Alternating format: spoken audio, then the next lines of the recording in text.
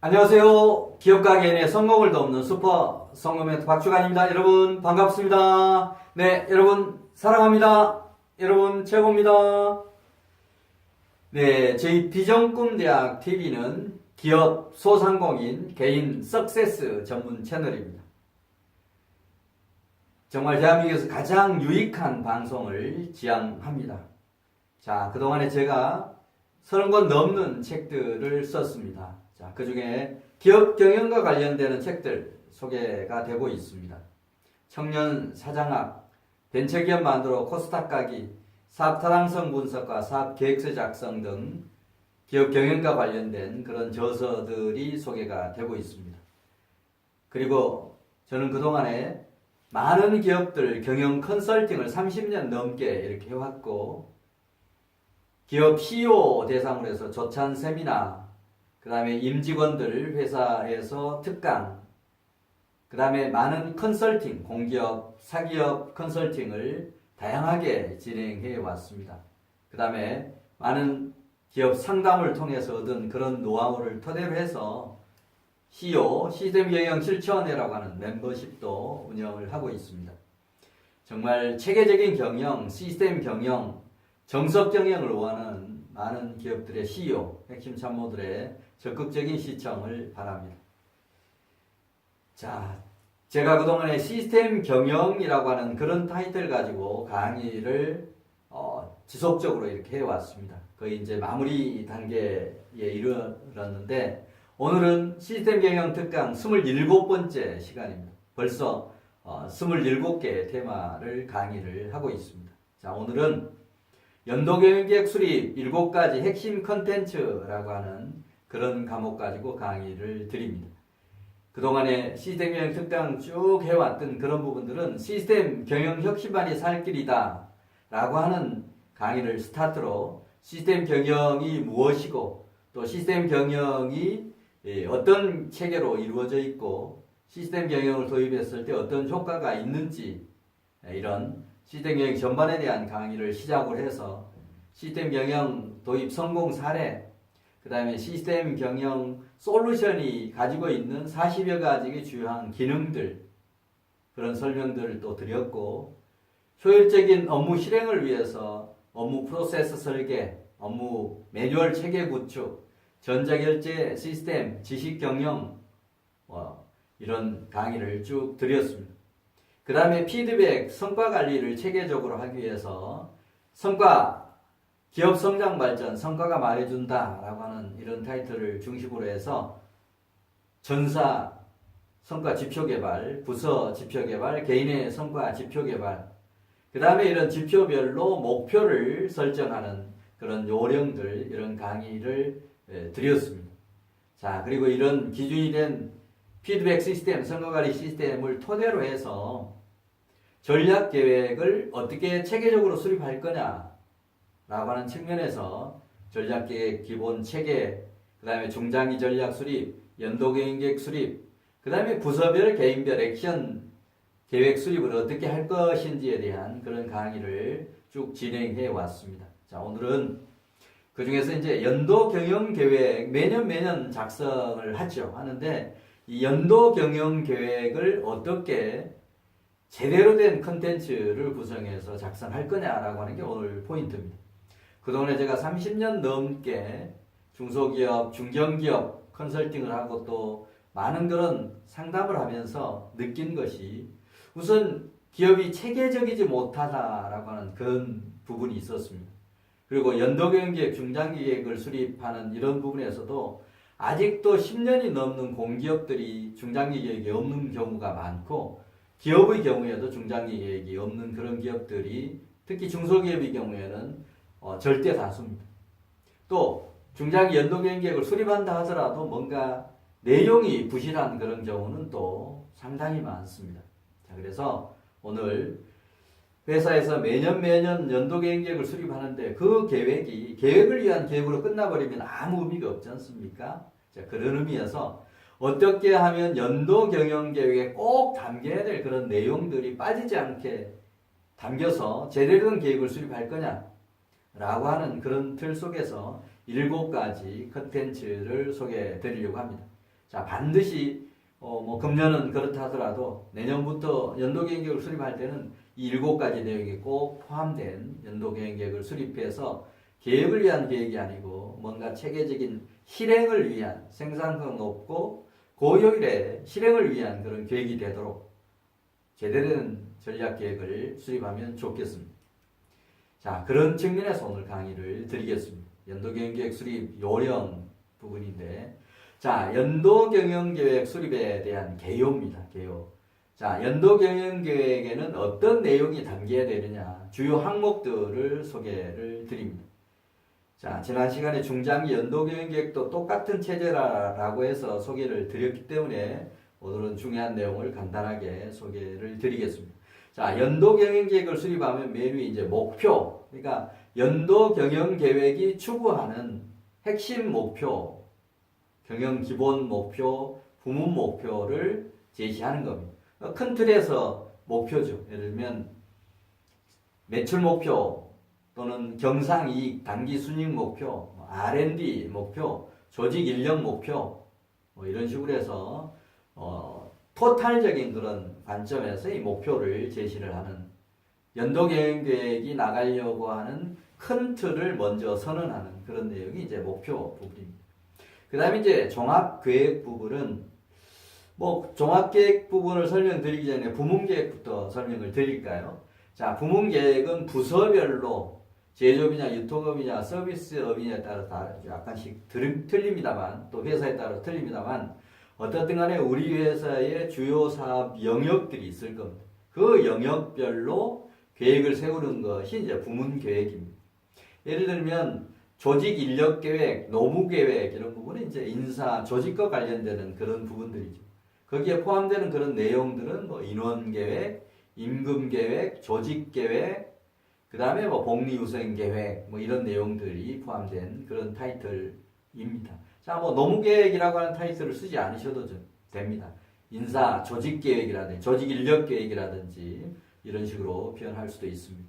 자, 그 다음에 이제 생산 제조 회사의 경우에는 생산 설비 계획. 그래서요, 생산 설비 계획에는 생산 계획, 설비 계획, 뭐 자동화 계획, 생산성 향상 계획, 이런 내용들이 포함됩니다.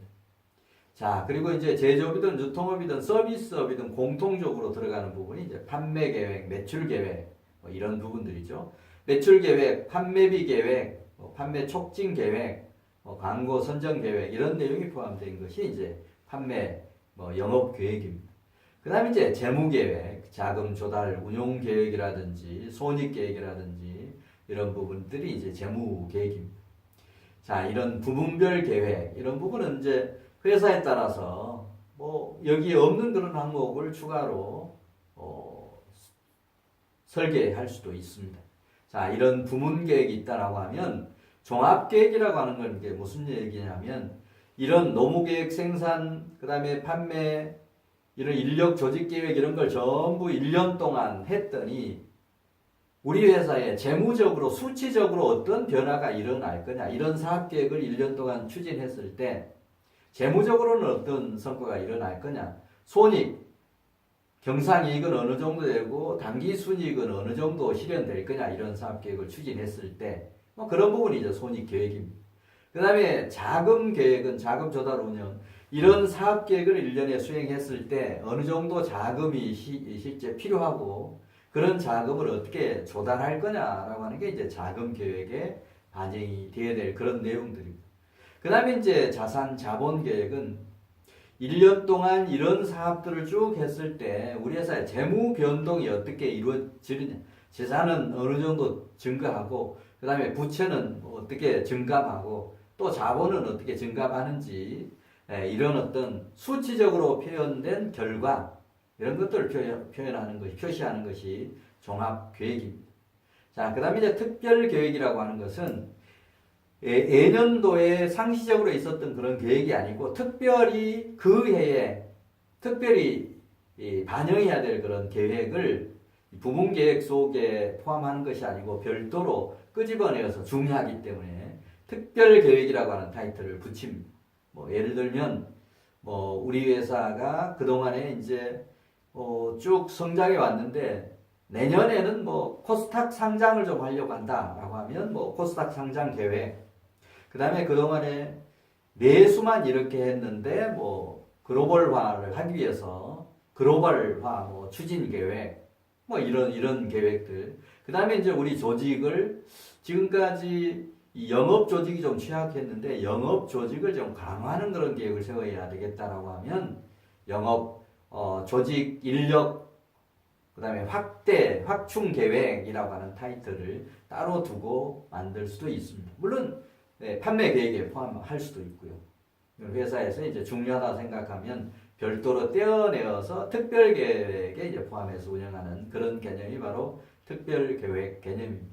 자, 이런 내용들이 이제 큰 항목들이라고 보시면 좋습니다. 큰 흐름으로 보면. 자, 그러면 이걸 토대로 해서 이제 구체적으로 연도 경영 계획에 담겨야 될 그런 내용들, 컨텐츠는 뭐 해야 되느냐라고 하는 것과 그 다음에 이제 이 순서들, 표준 순서, 가능하면 이 계획 항목별로 순서대로 배열해서 연도 경영 계획을 수립하면 참 좋습니다. 자, 먼저 이 연도 경영 계획에 포함해야 될 그런 계획 항목들부터 소개를 드리겠습니다. 첫 번째는 시스템 경영 관점에서 이제 연도 경영 계획 수립을 위한 전사 스트래티지 맵 설계하는 것이 맨 처음에 들어가면 좋습니다. 자, 계획을 수립한다라고 하는 것은 계획 따로, 실행 따로, 피드백 따로가 아니고 계획을 했으면 이 계획이 그냥 형식적으로 수립하는 게 아니고 철저하게 실행할 수 있도록 또 실행을 했으면 반드시 피드백 점검 계획과 연계되는 이런 계획이 필요합니다. 바로 스트래티지 맵은 전략 계획 부분과 피드백 시스템을 연결해주는 그런 연결고리 역할을 하는 것이 바로 스트래티지 맵 설계 부분입니다. 따라서 이런 스트래티지 전략 계획을 수립하는 어떤 기획자 한 사람 머리로 만드는 그런 계획이 아닌 전사 각 부서의 핵심 참모들이 모여서 중지를 모아서 우리 회사의 내년도 스트래티지 맵 전략 지도를 만드는 겁니다. 자, 우리 회사가 추구해야 될 핵심 전략은 뭐고 전략 목표는 뭐 해야 된다라고 하는 이런 스트래티지 맵을 설계하는데 자, 그런 걸 하려고 하면 우리 회사가 재무적인 측면, 고객 영업 측면, 내부 프로세스 측면, 학습 성장 관점에서 어떤 현안 문제들이 있고 이런 문제를 해결하기 위해서는 우리가 어떻게 해야 된다라고 하는 대응 전략 이런 걸 마련한 다음에 그걸 토대로 해서 이제 스트래티지 맵을 만드는 겁니다. 우리 회사가 재무 측면에서 추구해야 될 핵심 전략은 뭐고 전략 목표들은 뭐 해야 되고 고객 측면에서 추구해야 될 핵심 전략은 뭐고 전략 목표는 뭐고 이런 것들을 이제 수립하는 것이 스트래티지 맵입니다. 그러니까 어떻게 보면 이제 전략 계획의 머리에 해당되는 그런 부분이 이제 스트래티지 맵이라고 봐야 되겠죠. 근데 많은 회사가 연도 경영 계획을 수립하면서 그냥 연도 경영 계획, 매출 계획 이렇게 수립하는 것이지 스트래티지 맵을 먼저 수립하고 연도 계획을 수립하는 회사들이 거의 없습니다. 이건 근본적으로 보면 엉터리 계획을 수립하는 겁니다. 자, 그게 첫 번째. 두 번째는 이제 경영 실적 분석이죠. 전년도의 경영 실적을 각 부문별로 이제 분석을 해보는 그런 내용이 두 번째로 담깁니다. 그럼 이게 경영 전략, 경영 실적 분석은 어떤 내용 가지고 하느냐라고 하는 건 조금 이따가 구체적으로 설명드리도록 하겠습니다. 그 다음에 이제 각종 예측, 내년도의 산업 예측이 어떻게 되느냐. 이런 부분인데 이것도, 그리고 예측은 크게 보면 이제 네 가지를 해야 되는데 그 네 가지 부분은 조금 이따 좀 더 구체적으로 설명을 드리겠습니다. 그 다음에 이제 1, 2, 3번이 이렇게 되고 나면 그걸 토대로 해서 이제 최고 경영자, 사장이 이건 하셔야 될 일입니다. 경영 방침을 수립하는 것은 이런 스트래티지 맵을 설계하고 전년도 실적을 분석해보고 내년도 환경이 이렇게 바뀐다라고 하는 이런 전제하에서 나는 최고 경영자로서 내년도 경영에 포인트를 여기에 두고 하겠다라고 하는 걸 제시하는 것이 경영 방침입니다.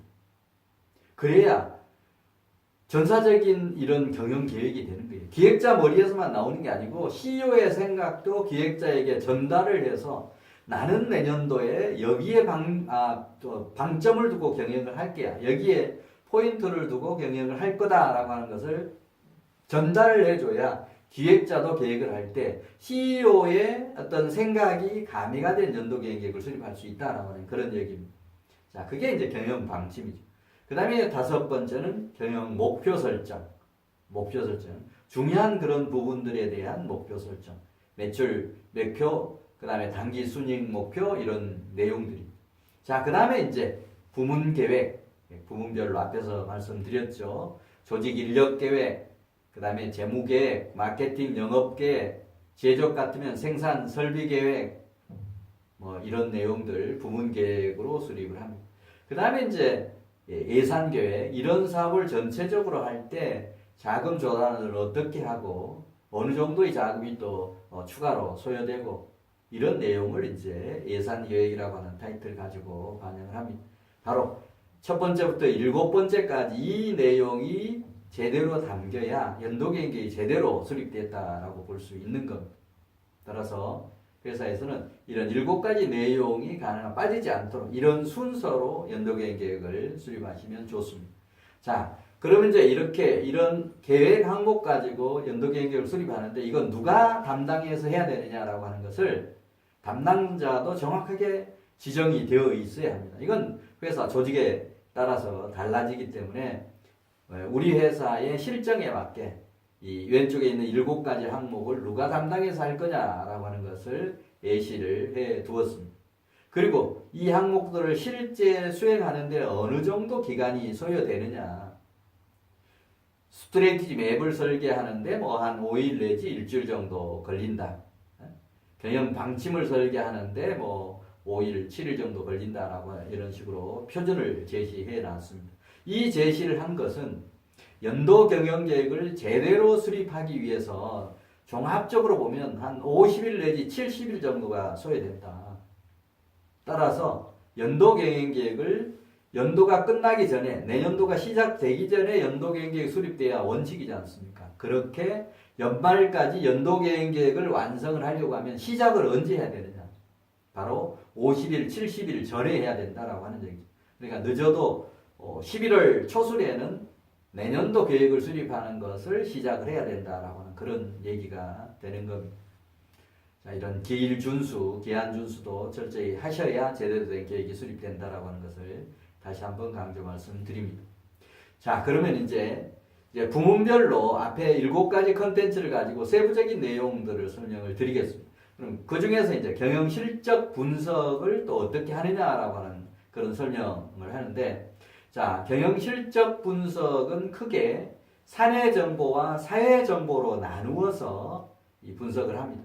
사내 분석은 개수 분석에서 우리 과거 연도의 손익계산서, 대차대조표 뭐 이런 내부의 이런 자료들을 가지고 이제 분석을 하는 것이죠. 그 다음 이제 외부 정보를 이용해서 정부나 민간이나 연구소나 이런 시장조사와 관련된 이런 내용들을 또 수집을 해서 분석을 하는 그런 부분이 있습니다. 이 개수 분석을 외부, 내부를 통합해서 이제 종합 분석, 재무 측면에서의 분석, 노무 측면에서의 분석, 그 다음에 판매 측면, 구매 측면에서 이런 분석을 합니다. 그리고 이걸 통해서 우리 회사의 강약점, 문제점을 분석해 내기 위해서 이런 절차를 밟죠.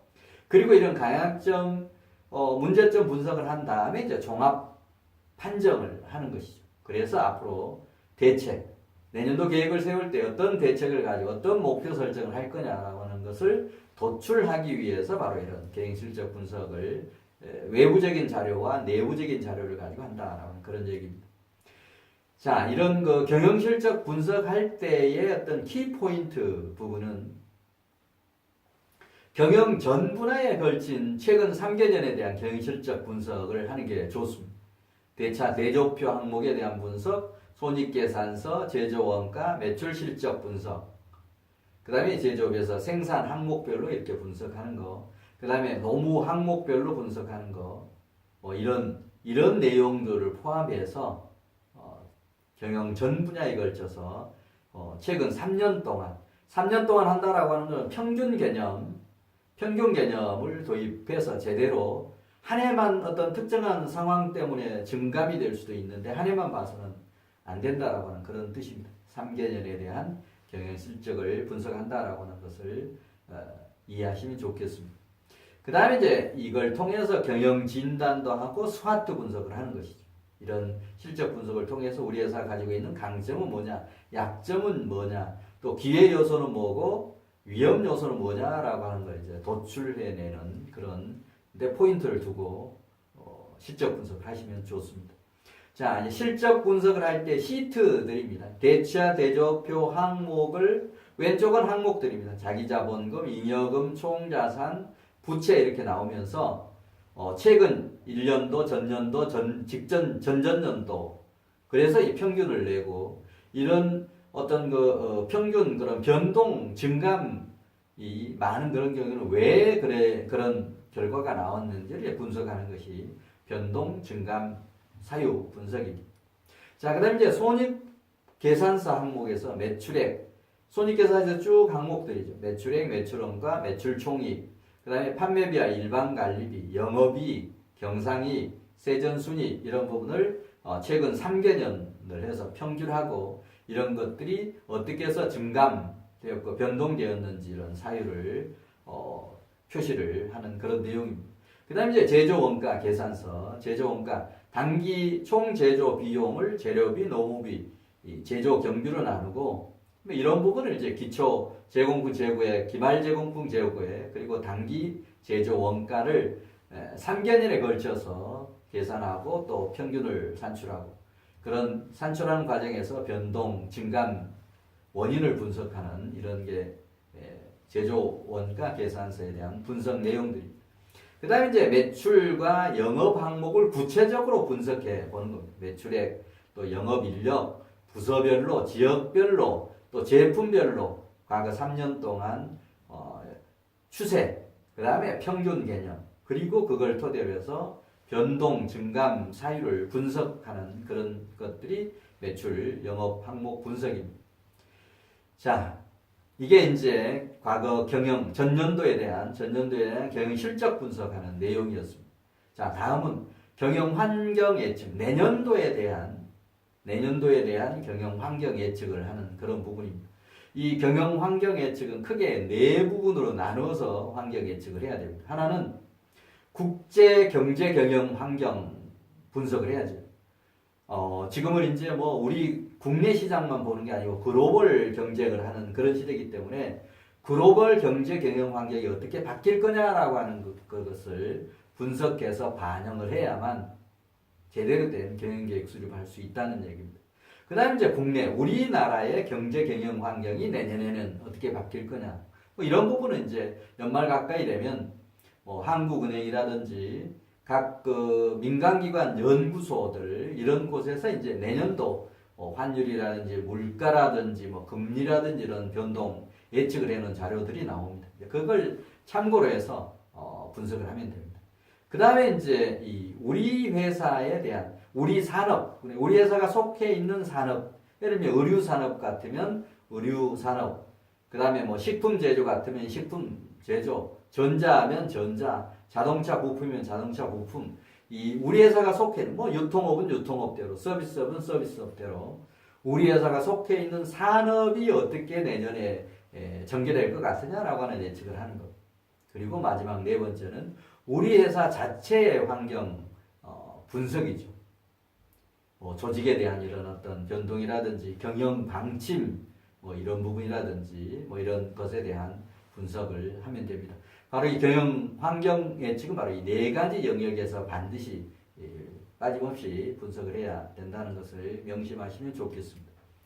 자, 그 다음에 이제 부문별 연도 경영계획을 작성하는 그런 내용들인데 조직 인사 노무 계획을 수립하는 그 부분에서 조직계획을 뭔가 성과 중심적으로 재편하는 이런 계획이라든지 노사 간의 공감대 형성이라든지 이런 부분들, 그 다음에 실현 가능성 있는 이런 부분이 철저하게 검토가 되어야 됩니다. 특히 조직 인사 노무 계획은 직원들이 가장 관심을 많이 갖는 부분이기 때문에 실현 가능성이 없는 것을 계획에 담아놓고 1년을 했는데 이게 실행이 안 되면 그 다음에는 직원들 입장에서 우리 회사는 그냥 계획을 위한 계획만 한다. 작년도 계획에 이렇게 넣었는데 실행도 안 되더라라고 하는 그런 인식을 주면 다음에 또 계획을 짤 때 그런 부작용이 생기기 때문에 반드시 실현 가능한 그런 내용을 잡는다라고 하는 것, 이 부분이 조직인력 노무계획에서 중요한 그런 부분입니다. 또 조직인력 노무계획은 반드시 예산과 연계가 되어야 하기 때문에 예산 뒷받침이 되는 확실한 내용 중심으로 편성한다는 것을 잊으시면 안 되겠습니다. 자, 뭐 인사 노무계획 작성할 때 포인트들이 쭉 나오는데 모든 부분은 인력 계획의 어떤 조직 계획과 연계시켜서 인력 계획을 짠다라고 하는 것하고, 그 다음에 이제 우리 기업 규모에 맞춰서 뭔가 인력 계획을 짠다라고 하는 얘기입니다. 소기업은 소기업대로, 중소기업은 중소기업대로, 중견기업은 중견기업대로 우리 회사의 현재 인원 기준, 또 생산성 지표 이런 것들을 참고해서 인력 인사 노무계획을 작성한다라고 하는 것을 잊으시면 안 되겠습니다. 그 다음에 이제 인건비, 복리후생비 계획. 이 복리후생비 계획은 뭐 여러 가지 방법이 있습니다만 통상 1인당 임금을 계산으로 해서 1인당 임금은 총 인건비, 연간 인건비 총액, 이거 인건비 총액이라고 하는 것은 연봉뿐만이 아니고 상여금 이런 부분까지도 복리후생비까지도 포함되는 그런 개념입니다. 이런 4대 보험도 물론 포함되죠. 인건비 총액을 종업원수로 나누면 1인당 연간 투입되는 인건비가 어느 정도 나오는지를 먼저 분석한 다음에 그걸 토대로 해서 이제 복리후생비나 교육훈련비 이런 것도 고려하고, 또 내년도에 승진, 승급 이런 부분, 채용 이런 부분도 감안해야 되고, 그 다음에 이제 평균 인건비 상승률 이런 걸 토대로 해서 뭐 신설 공립이라든지 교육훈련비라든지를 고려해서 이제 예산을 짜는, 인건비나 복리후생비를 책정하는 이런 흐름 가지고 진행을 하시면 됩니다. 자, 그 다음에 이제 노무 인사 제도, 새로운 제도를 도입하는 이런 부분들, 이건 직원들에게 동기부여를 하고 또 예산 뒷받침이 전제가 되면서 가능한 한 인사 노무 계획을 이렇게 반영할 때, 새로운 어떤 제도를 도입할 때 참고해야 될 내용들, 또 최근에 경쟁사들이 이런 인사 노무 제도에서 새롭게 도입하는 이런 추세들을 반영해 가면서 반영을 해줘야 좋은 인재가 외부에 이탈하지 않는 그런 문제들이 있으니까 이런 점도 참고해서 작성하시면 좋겠습니다. 그 다음에 이제 생산설비계획, 생산계획은 판매계획과 연동해서 작성한다는 것. 그 다음에 생산계획은 생산 실적에 맞춰서 작성하시면 좋겠습니다.